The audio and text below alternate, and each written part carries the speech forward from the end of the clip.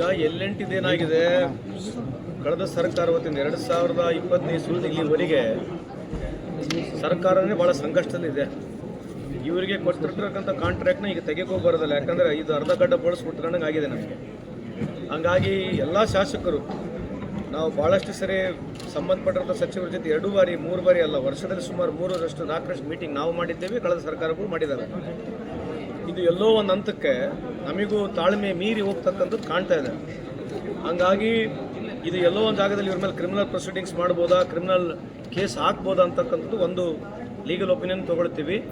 ಅದರ ಜೊತೆಗೆ ಮತ್ತೆ ಇನ್ನು ಒಂದು ವಾರದಲ್ಲಿ ಅಥವಾ 10 ದಿವಸದಲ್ಲಿ ರಾಜ್ಯ ಮಟ್ಟದಲ್ಲಿ ಒಂದು ಮೀಟಿಂಗನ್ನು ಮಾಡಿ ಇಂಥ ಕಂಪ್ನಿಗಳನ್ನ ಬ್ಲ್ಯಾಕ್ ಲಿಸ್ಟ್ ಆಗಬೇಕು.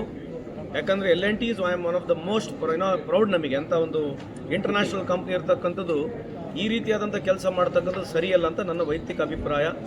It is not only me, every individual, every representative from Dharwad district ಭಾಳಷ್ಟು ಸರಿ ನಾವು ಮಿತಿ ಮೀರಿ ಪ್ರಯತ್ನ ಮಾಡಿದ್ದೇವೆ.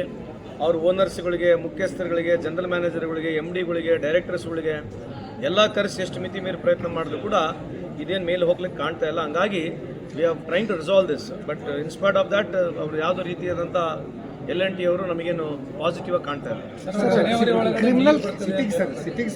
ಸಿಟಿಗೆ ಬರ್ತಕ್ಕಂಥದ್ರಲ್ಲಿ ಈಗೇನು ರಾ ವಾಟರ್ ಬರಬೇಕು, ರಾ ವಾಟರ್ ಅಕಾರ್ಡಿಂಗ್ ಟು ದೆಮ್ ನಮಗೇನು ಓವರಾಲ್ 213 MLD ವಾಟರ್ ಬರಬೇಕು, ಅದನ್ನು ಡಿಸೆಂಬರ್ ಒಳಗೆ ತರ್ತೀವಿ, ಜನವರಿವರೆಗೆ ಡೆಲಿವರಿ ಮಾಡಿಕೊಡ್ತೀವಿ ಅಂತ ಹೇಳ್ತಕ್ಕಂಥದ್ದು ಇದೆ.